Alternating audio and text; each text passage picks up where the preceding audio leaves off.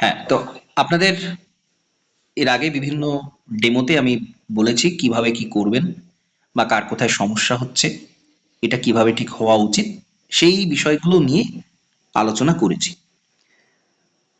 তো সেইগুলো একটু পয়েন্ট আকারে আমি বলবো যে একটা ডেমো ক্লাস দেওয়ার সময় কি কি বিষয় মাথায় রাখবেন, কোন কোন দিকে গুরুত্ব দেবেন, সেগুলো পরপর আমি আলোচনা করব। প্রথমত, সবচেয়ে যেটা গুরুত্বপূর্ণ দিক সেটা হচ্ছে ভয়েস, আপনার কণ্ঠস্বর। একজন আদর্শ শিক্ষক যিনি হবেন তার কণ্ঠস্বরটা কিন্তু আকর্ষণীয় হওয়া চাই, এটা একটা ইম্পর্টেন্ট পয়েন্ট। এবং এর মধ্যে বেশ কিছু গুরুত্বপূর্ণ জিনিস কিন্তু থাকছে। প্রথমত, স্পষ্ট উচ্চারণ। অনেকেই দেখবেন হয়তো বিষয় সম্পর্কে তার গভীর জ্ঞান রয়েছে, তিনি বোর্ডেও যথেষ্ট ভালো বোর্ড ওয়ার্ক করছেন, কিন্তু তার উচ্চারণটা, তিনি যেটা বলছেন, যেটা ছাত্রছাত্রীদের কাছে পৌঁছে যাচ্ছে, সেটা যথেষ্ট স্পষ্ট নয়। তাহলে এটা কিন্তু একটা বিরাট বড় ঘাটতি। কারণ তার মূল ব্যাপারটা তো শুনবে, স্টুডেন্টরা তো শুনবে, তারা সেই টিচারের দিকে দেখছে, তারা শুনবে। তো সেখানেই তার মূল বলার জায়গাটা, কারণ আপনি কণ্ঠ দিয়েই পুরো বিষয়টাকে বোঝাচ্ছেন। সেখানে যদি একটা ঘাটতি থেকে যায়, সেটা একটা দৃষ্টিকটু ব্যাপার।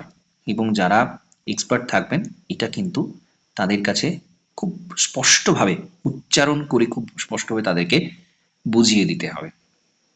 এবং এখানে একটা বিষয় বলি, আঞ্চলিক কিছু টান আমাদের কথার মধ্যে থেকে যায়, সেগুলো একটু চেষ্টা করবেন। যদিও এই ১ মাস সময় বা যেটুকু সময়ই হোক না কেন, সেটাকে হঠাৎ পাল্টে ফেলাটা খুব সহজ ব্যাপার নয়, কিন্তু তবুও বলার কায়দায়, বলার ভঙ্গিতে সেইটা যতটা সম্ভব মিনিমাইজ করা যায় করতে হবে। এটা একটা গুরুত্বপূর্ণ বিষয়। এবার স্পষ্ট উচ্চারণ একটা দিক গেল। দ্বিতীয় হচ্ছে যেটাকে আমরা বলি ভয়েস মডুলেশন বা উঁচু নিচু স্বর।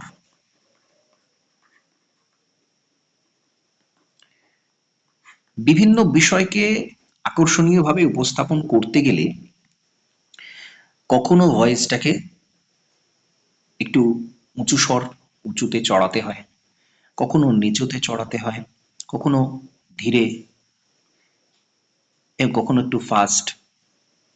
এই বলার যে ভঙ্গি, বলার যে ধরন, একটা শব্দকে প্রাণবন্ত করে তুলতে গেলে সেই শব্দটার যে অন্তর্নিহিত অর্থ, তার মধ্যে ঢুকে যেতে হবে। এবং ঢুকে গিয়ে সেই বলার কায়দাটা এমন ভাবে হবে যে সেই শব্দটা প্রাণবন্ত হয়ে ওঠে। কি বলছি বুঝতে পারছেন? শব্দ বলার মধ্যে একটা অ্যাক্টিং থাকে। যারা আবৃত্তি বলেন, আবৃত্তিকার যারা, এই বিষয়টা তাদের থেকে ভালো করে শিখতে হবে। একটা শব্দকে কিভাবে প্রাণবন্ত করা হয়, শব্দের মধ্যেকার যে ভাবটা, সেই ভাবের মধ্যে ঢুকে গিয়ে প্রাণবন্ত করা হয়। এবার আপনি বলবেন তাহলে এটা ভূগোলের মধ্যে প্রত্যেকটা শব্দ ঠিক যেটাতে গুরুত্ব দিতে হবে আপনাকে জোর দিয়ে সেটা বললেন।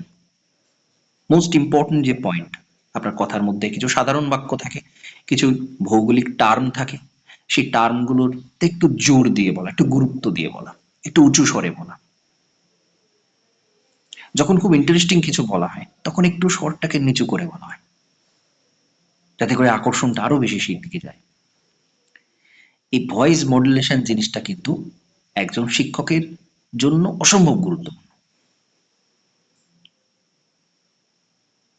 কি বলছি বুঝতে পারছেন?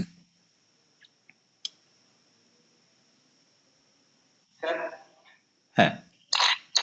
হ্যালো। হ্যাঁ, বলুন। আচ্ছা, বলছি এই ভয়েস যেটা বলছেন, ওটা কি আমরা যখন কনভারসেশন মানে স্যারদের সঙ্গে কোনো প্রশ্ন উত্তর দেব তখন না, না, না, তখন তখন তখন যখন তখন না, ডেমো দেওয়ার সময়।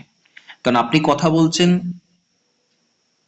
একভাবে, কারণ সেখানে যারা বসে আছেন, দাঁড়ান আমি শেষ করতে দিন, বুঝতে পেরেছি। যারা কথা বলছেন তারা হচ্ছেন আপনার থেকে উচ্চ মর্যাদা সম্পন্ন। আর আপনি ক্লাসে যখন ইন্টারাকশন করছেন তখন ছাত্রছাত্রীদের হয়ে তাদের স্তরে আপনাকে নামতে হচ্ছে, তাদের তাদের মতো করে বোঝাতে হচ্ছে। সুতরাং কখনোই দুটো এক হবে না,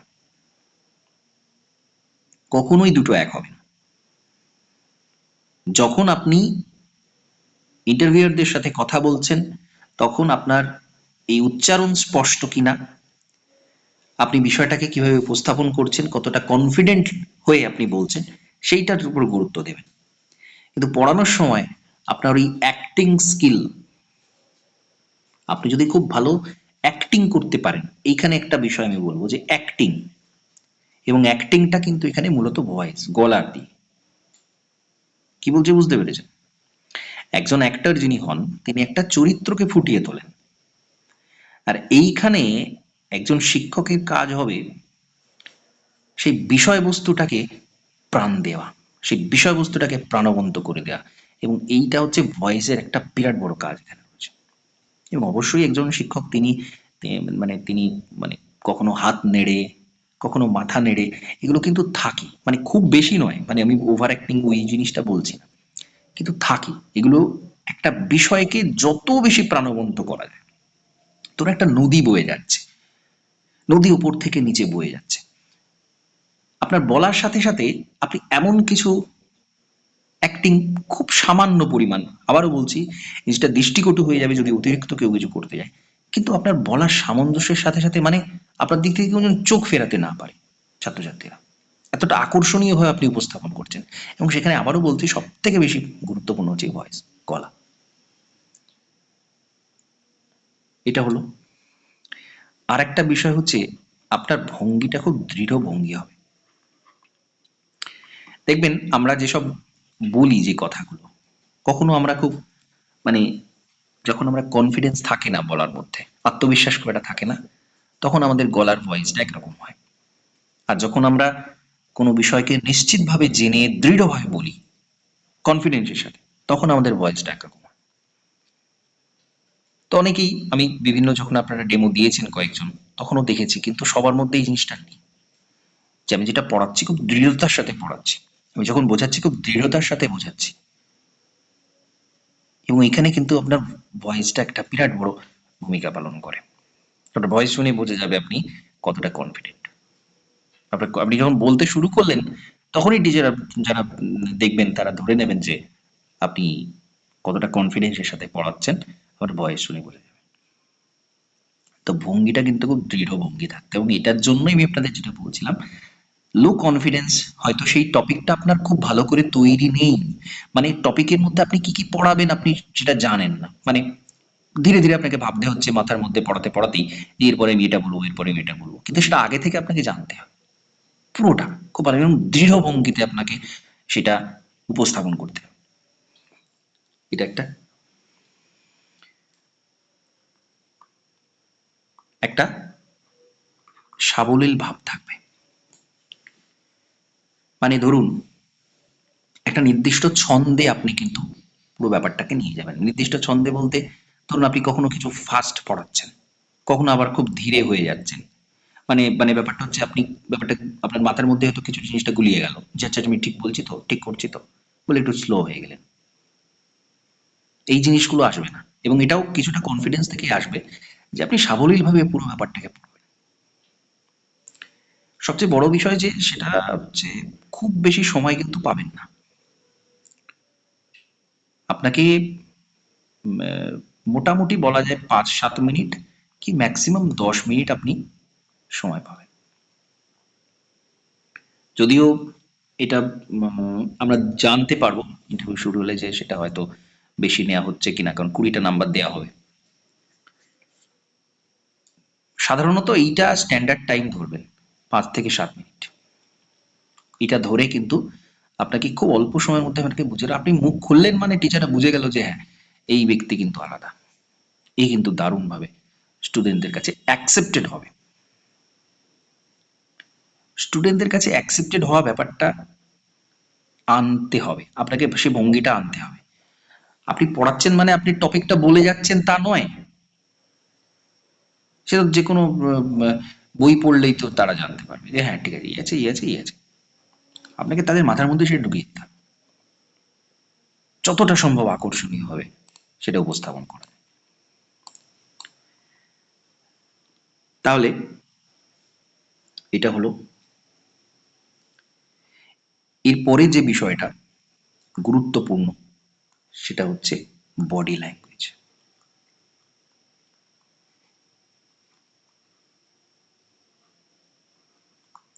বডি ল্যাঙ্গুয়েজ, বডি ল্যাঙ্গুয়েজ কেমন হবে? পাঠ অনুযায়ী, আপনার পাঠের বিষয়বস্তু যেমন, আপনার বডি ল্যাঙ্গুয়েজ তেমন হবে। বডি ল্যাঙ্গুয়েজ মানে কি? প্রথমত ওই যে বলছিলাম, কখনো হাত নাড়তে হয়, কখনো মাথা নাড়তে হয়, কখনো আপনার বডিটাকে মুভমেন্টে নিয়ে যেতে হয়। এটা আপনার বডি ল্যাঙ্গুয়েজ। এবং সেটা আপনার যেটা পড়াচ্ছেন সেটার উপর ডিপেন্ড করছে, বা আপনি যখন যেটা বলছেন তার উপর নির্ভর করছে যে আপনার বডি ল্যাঙ্গুয়েজটা কেমন হবে। অনেকে দেখবেন নানা রকম মুদ্রা দোষ থাকে। কেউ হয়তো হাতটা পেছনে ধরে আছেন চেপে, কেউ হয়তো বারবার মুখে হাত দিচ্ছেন, কেউ হয়তো একটু মাথা চুলকে নিচ্ছেন। এগুলো চরম নেগেটিভ বডি ল্যাঙ্গুয়েজ, এগুলো তো আসবেই না। উল্টে আপনার বডি ল্যাঙ্গুয়েজটা এমন হবে যেন সেটা শুনেদের কাছে বোধগম্য হয়, ছাত্রছাত্রীদের কাছে। হাত পা নাড়তে হবে, স্টিল হয়ে দাঁড়িয়ে বললে হবে না। কি বলছি বুঝতে পেরেছেন? আপনার মুভমেন্ট থাকবে, মানে হাত পা নাড়তে হবে মানে সবটা আপনি সব কিছু নেড়ে নুড়ে বললেন সেটা নয়। ব্যাপারটাকে প্রাণ দেওয়া, অ্যাপ্রোচটা বোঝার চেষ্টা করুন, বিষয়বস্তুটাকে প্রাণ দিয়ে দিলেন আপনি। তার জন্য আপনাকে যা যা করতে হয় সেটা আপনার কিছুটা এদিক ওদিক কখনো প্রয়োজন। এই যেমন আগের দিন বলছিলাম যে ইন্টারন্যাশনাল ডেট লাইন যখন বোঝাচ্ছেন আপনি ওরকম ভাবে দেখালেন যে এই দেখো এখান দিয়ে যদি একটা তারিখ রেখে চলে যায় তাহলে এই দিকে গেলাম একদিন কমে গেল, এই দিকে গেলাম একদিন বেড়ে, একটু লম্পঝম্প তখন করতে হবে যদি সেটা প্রয়োজন হয়। ঠিক আছে? এবং বডি ল্যাঙ্গুয়েজের আরেকটা পার্ট হচ্ছে আই কন্ট্যাক্ট, চোখের দিকে তাকিয়ে বলা। এবং সেটা যেহেতু ছাত্রছাত্রীরা থাকছে না, যারা থাকবেন সেইখানে কিন্তু তাদের আহ, এটা এটা যদিও তাদের সাথে কথোপকথনের সময়তেও সেম এবং ক্লাসের মধ্যেও সেম, আপনাকে কিন্তু চোখের দিকে তাকিয়ে বোঝাতে হবে স্টুডেন্টদের। অন্য কোনো দিকে তাকালে হবে না। সেটা খুব নেগেটিভ একটা বিষয়, কেউ দেখবে না আপনার দিকে। আপনি খুব ভালো বলছেন সব করছেন কিন্তু তাকাচ্ছেন এইদিক ওদিক, অন্য দিকে তাকাচ্ছেন, এটা একদমই চলে না।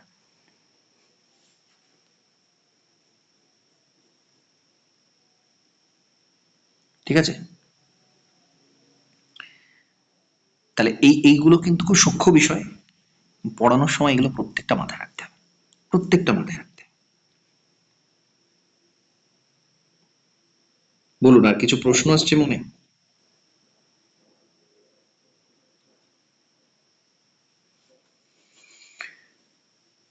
আরেকটা হচ্ছে চোখের কথা যখন এলো, যখন খুব ইম্পর্টেন্ট কিছু বলছেন বা খুব আশ্চর্যজনক কিছু বলছেন, চোখটা হালকা একটু বড় হবে। আশ্চর্যজনক কিছু বলছেন মানে আপনাকে যেন, যেমন ঠিক ওই বললাম যে চরিত্রের মধ্যে যেমন একটা অভিনেতা ঢুকে যায়, আপনাকে বিষয়টার মধ্যে ঢুকে যেতে হবে। আপনিই সেই বিষয়টা হয়ে গেছেন, ব্যাপারটা এরকম। ভালো করে বুঝে দেখুন, সেই আপনিই সেই বিষয়টা হয়ে গেছেন, এইরকম ভাবটা আনতে হয়। তখন দেখবেন অটোমেটিক্যালি এই বডি ল্যাঙ্গুয়েজ আসবে, তখন দেখবেন অটোমেটিক্যালি আপনার ভয়েস চেঞ্জ হয়ে গেছে। এই জন্য সবার আগে সবচেয়ে প্রথমে দরকার হচ্ছে ভালো করে বিষয়টাকে জানা, সেটাকে নিয়ে ভাবা, আপনি সেটা হয়ে গেছে। এই জিনিসটা এলে তাহলে দেখবেন আর আমাকে এত কিছু বলতে হবে না, আপনার অটোমেটিক্যালি সেই জিনিসটা আপনি দিতে পারবেন। তখন তার মধ্যে বিষয়ের মধ্যে ঢুকে যেতে হবে, একদম বিষয়টায় গভীরে চলে যেতে হবে। তাহলে দেখবেন এই জিনিসগুলো আসছে, আরো অনেক এক্সট্রা জিনিস আপনি সেখানে করতে পারবেন এটার পরে। তো এইগুলো ছাড়া আর থাকে বোর্ড ওয়ার্ক।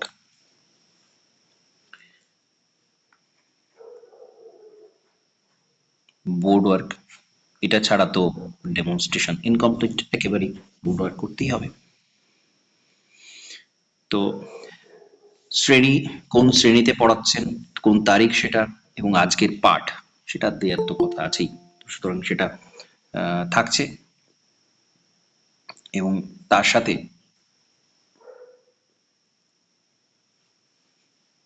বোর্ডের সঠিক ব্যবহার, ডায়াগ্রামের সঠিক ব্যবহার, লেখার স্থান যেটা আপনারা ঠিক করে নিয়েছেন অনেকেই, আমি প্রথমেই বলেছিলাম যে এইগুলো কিন্তু বোর্ড, পুরো বোর্ডটা প্রথমে আপনি পুরো বোর্ড জুড়ে ছবি এঁকে দিলেন, দেয়াল লেখার জায়গা পাচ্ছেন না, সেটা যেন না হয়। তারপর এই পুরো অংশটা যে এমন এমন করবেন না যে আপনার প্ল্যানিং থাকবে বোর্ডের কোথায় কি রাখবো।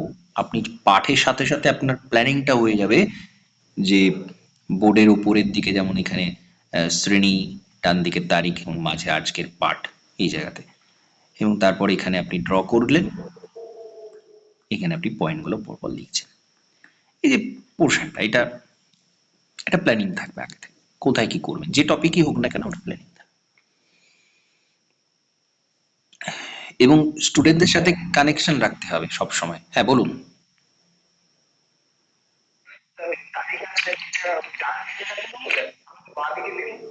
না, আমি তারিখটা বললাম বাঁদিকে, শ্রেণীটা বাম দিকে লিখবেন। এবার এটা বাম ডানে লিখতে হবে এরকম কোনো নির্দিষ্ট নিয়ম নেই, আপনি এটা এটা বামে ওটা ডানে লিখতে পারেন। আমি বলছি এটা প্রি প্ল্যান্ড হবে, স্পষ্টভাবে যেন দেখা যায়, বোর্ড প্রথম থেকে শেষ পর্যন্ত প্রত্যেকে যেন দেখতে পায়। মানে এরকম যেন না হয় আপনার যারা এক্সপার্ট রয়েছেন তারাও হয়তো তাদের কাছেও লেখাটা খুব ছোট লাগছে, মানে আপনি টেনশনে পড়ে গিয়ে ওখানে বোর্ডে সেরকম ভাবে লিখছেন।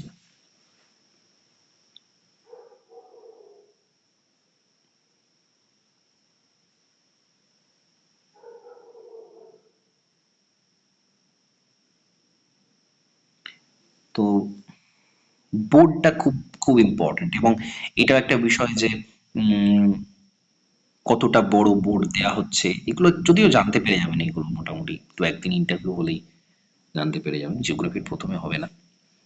তো সেই মতো পরিকল্পনা একটা করে যাবেন যে হ্যাঁ এখানে এই করবো, এখানে তো এটা করতেই হবে, খুব পরিষ্কার পরিকল্পনা এবং পরিষ্কার পরিচ্ছন্ন হয় বোর্ডটা রাখা, যতটা সম্ভব, যতটা সম্ভব করতে হবে। মানে ডেমনস্ট্রেশনের টপিকটা কি মানে ওনারা দেবে না আমাদের হ্যাঁ, করে এটা নিতে এটা হবে? আমি বলেছিলাম আপনাদের আগেও বলেছি যে টপিক প্রত্যেকটা শ্রেণী থেকে টপিক ঠিক করে রাখবেন, যে এই ক্লাস থেকে হলে আমি এই পড়াবো, ক্লাস 11-এর হলে, ক্লাস 12-এর হলে কোনটা কি পড়াবো সেটা, এবং পারলে যেহেতু সেমিস্টার সিস্টেম 4টে সেমিস্টার থেকে 4টে টপিক করে রাখবেন, আর 9-এর একটা টপিক, ক্লাস 10-এর একটা টপিক, এটা আপনার খুব ভালো করে করা থাকবে। মানে টোটাল 4টে, দুটো 6টা, মানে একদম আপনাকে দেয়া মাত্র আপনি একদম মানে কি বলবো, পুরোটা আপনার ছবিতে দেখা আছে যে আপনি এই করবেন, এই বলবেন, একদম আপনার মাথার মধ্যে সেট রয়েছে, শুধু সেটাকে চালিয়ে দেওয়া, সেই যেমন একটা মুভি চলে, সেই মুভিটাকে চালিয়ে দেওয়ার মতো আপনার 6টা টপিক একদম পুরো সেইভাবে সেট থাকবে। ই টু জেড আপনি কোথায় থামবেন, কি বলবেন, কোথায় কমা, কোথায় দাঁড়িয়ে কি আছে, বোর্ডের কোন জায়গায় কি, একদম পুঙ্খানুপুঙ্খ আপনারা রেডি। এবার বাকি যে পোর্শন, সেই পোর্শন গুলো আপনার মোটামুটি পরিকল্পনা থাকবে, যদি এই টপিক দেওয়া হয় তাহলে আমি কি করব, কি বলবো। কারণ হচ্ছে সাধারণত চান্স এরম রয়েছে যে আপনার ইচ্ছে মতো পড়ান, সেটাই বলা হলো, তাতে করে সেই ব্যক্তির দক্ষতাটা পুরোটা যাচাই হয়ে যাবে। কারণ সাধারণত পাঠ, লেসন প্ল্যানটা আগে থেকেই করা হয়, ক্লাসে গিয়ে করা হয় না। একজন শিক্ষক সাধারণভাবে পড়ানোর সময় লেসন প্ল্যান আগে থেকেই করে ফেলে পূর্ব পরিকল্পিতভাবে। তো এটা নিয়ম, কিন্তু যেহেতু এখানে বাদ দেওয়ার পরীক্ষা এটা, তারা ওই অল্প সময়ের মধ্যে কি করে বিচার করবেন যে এই ব্যক্তি বেশি যোগ্য কিনা, কারণ এটা বেশি যোগ্যতাটা মাপার কথা, মাপার দিকটা দেখার কথা। তো তারা প্রথমে বলতে পারে যে আচ্ছা এই টপিকটা আপনি কি পড়াতে পারবেন, জিজ্ঞেস করতে পারে। তো আপনি যদি সেখানে বলেন না স্যার এইটাতে অতটা কনফিডেন্ট নেই, আমি কি ওইটা পড়াতে পারি, আচ্ছা ঠিক আছে পড়ান।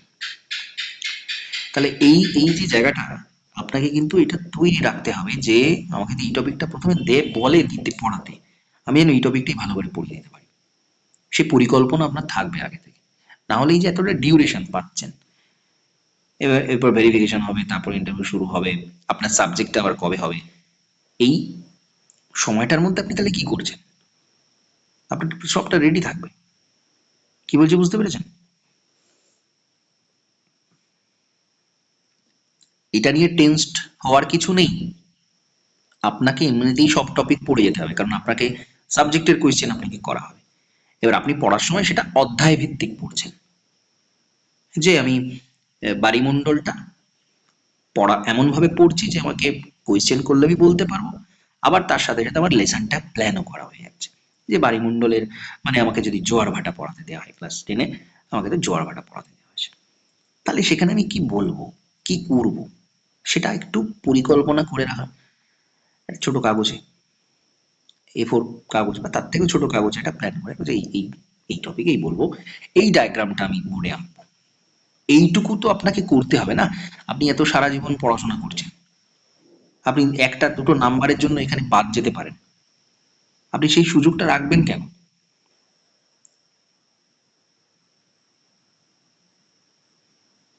তাহলে এইভাবে মানে পুরো পুরো টপিক, সব টপিকগুলো এইভাবেই কভার করতে হবে। আপনি পড়ার পড়ছেন, আবার তার সাথে সাথে একটা ওভারঅল প্ল্যান থাকছে যে এই পড়াও। আর বাকিগুলো তো বললামই যে কতগুলো টপিক, এই 6টা টপিক অন্তত একদম খুব ভালো করে মনে রাখতে হবে।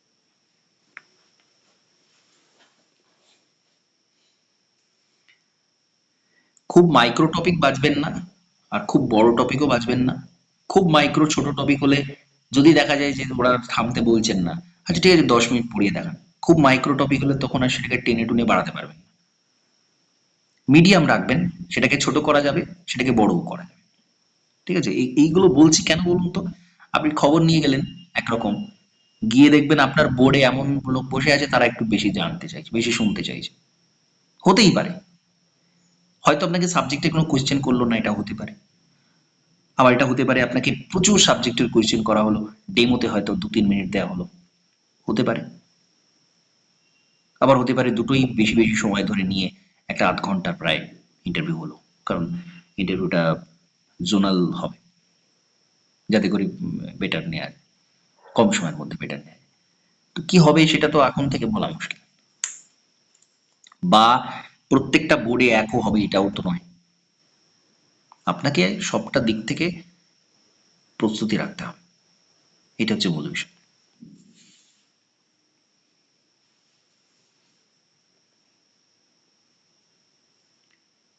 ঠিক আছে,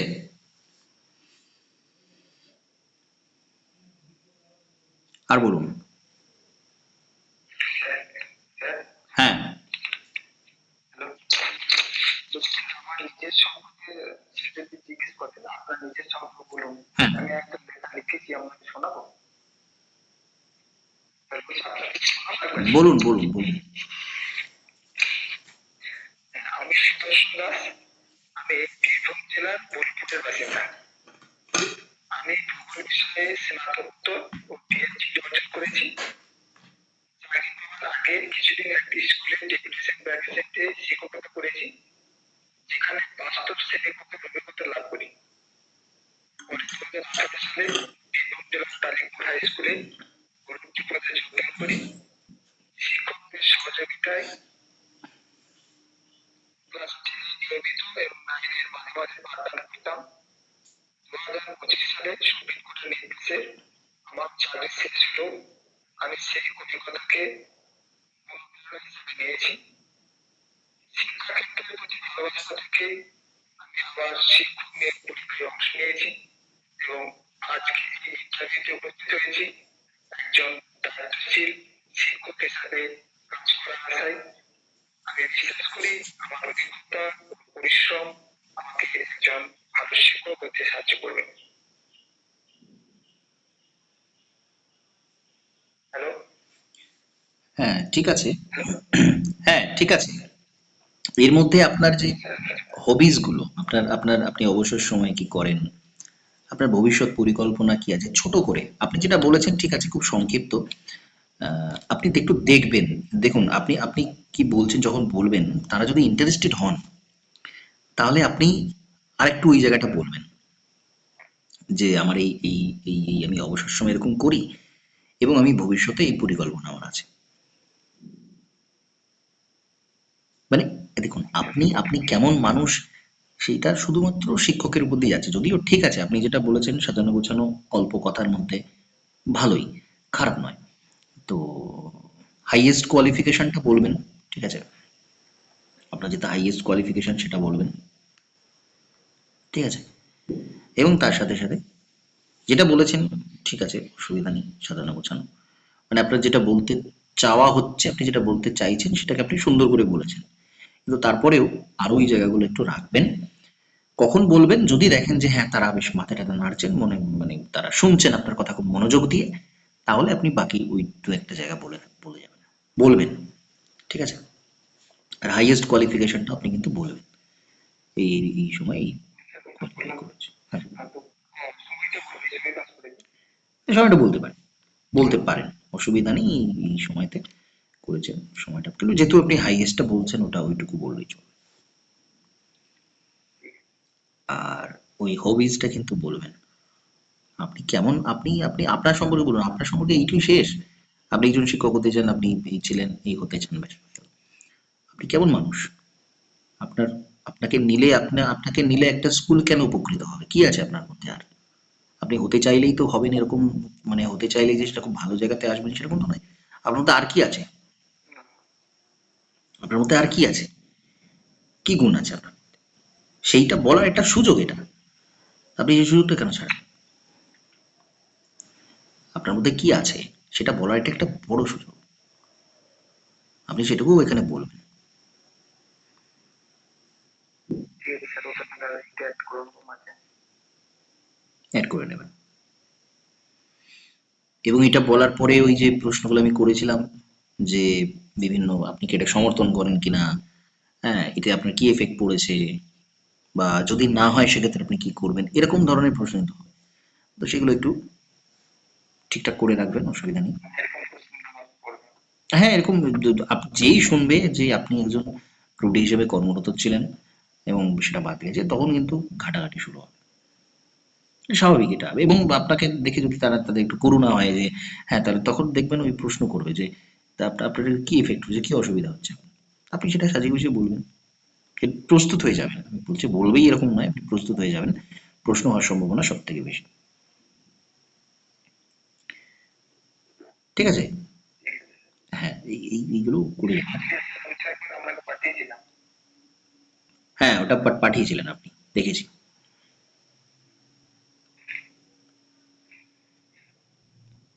তো এই বিষয়গুলো সবার ক্ষেত্রে এগুলো মাথায় রাখতে হবে যে হ্যাঁ, জিনিসটা এরকম এরকম হয়, এই থাকে।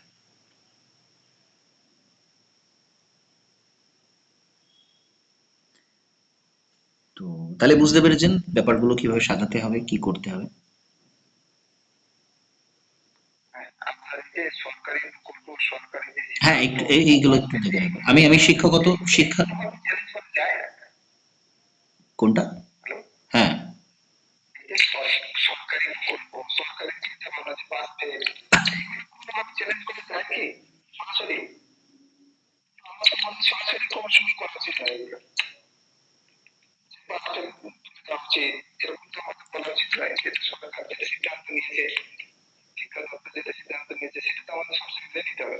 না, 100% আপনি তো একমত নাও হতে পারেন, একদম মাথা নিচু করে মেনে নেবেন সেটা না। কি বললাম ওই জন্য, আপনি বলবেন যে হ্যাঁ, আপনি তো সেটা পুরোপুরি হ্যাঁ, পুরোপুরি না, আপনি বলার তো কেউ নাই, আপনি সেটার পজিটিভ নেগেটিভ দিক তুলে ধরবেন, কি বললাম বুঝতে পেরেছেন? আপনি দৃঢ় কণ্ঠে বলছেন না যে পাশ ফেল চলে আসুক আবার, আপনি তার নেগেটিভ দিকটা তুলে ধরছেন যে পাশ ফেল চলে যাওয়ার ফলে এই হয়েছে, কিন্তু এটা যদি পরিকাঠামো ঠিক থাকতো তাহলে আমরা এটা করতেই পারতাম, সেটা আরো ভালো হতো।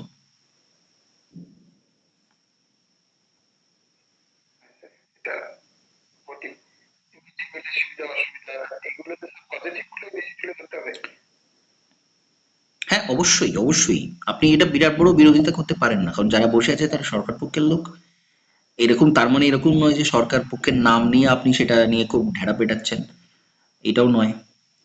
আপনি ওই দিকে যাবেনই না, যেটা কোনো পলিটিক্যাল দিকে যদি তারা টেনে নিতেও যেতে চায় সেটাও করবেন না।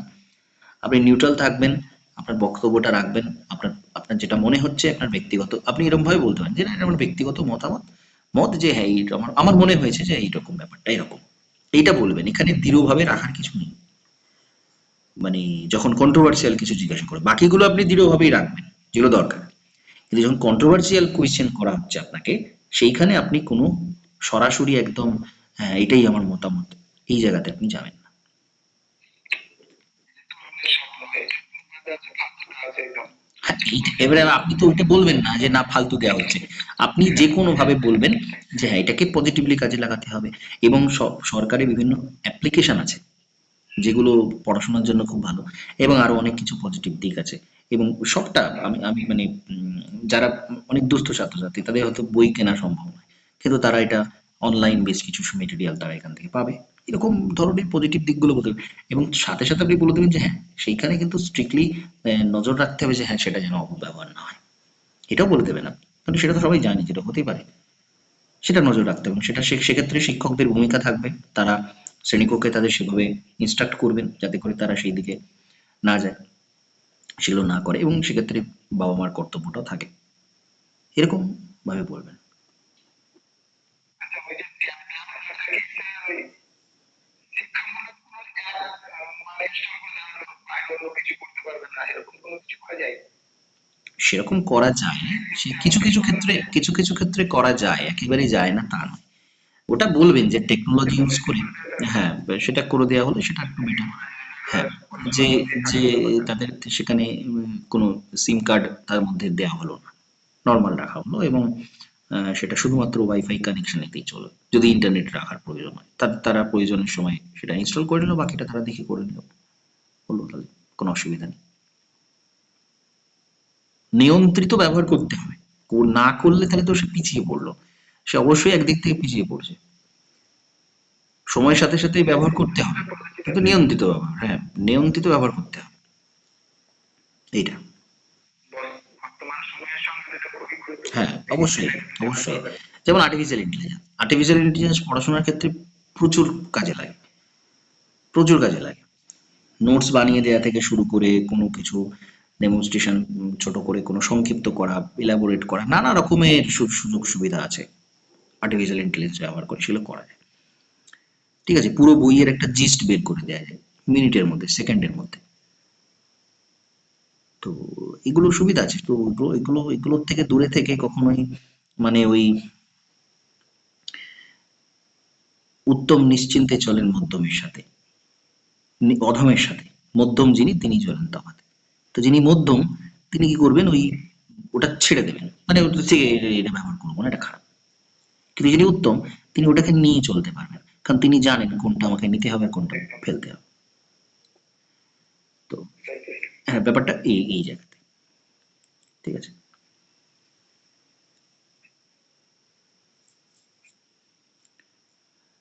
ওকে, এরকম আপনার অ্যাপ্রোচটা যদি ঠিক থাকে, তাহলে তারা যাই প্রশ্ন করুক না কেন আপনি বেরিয়ে যাবেন যে কোনো ভাবে প্রকারে।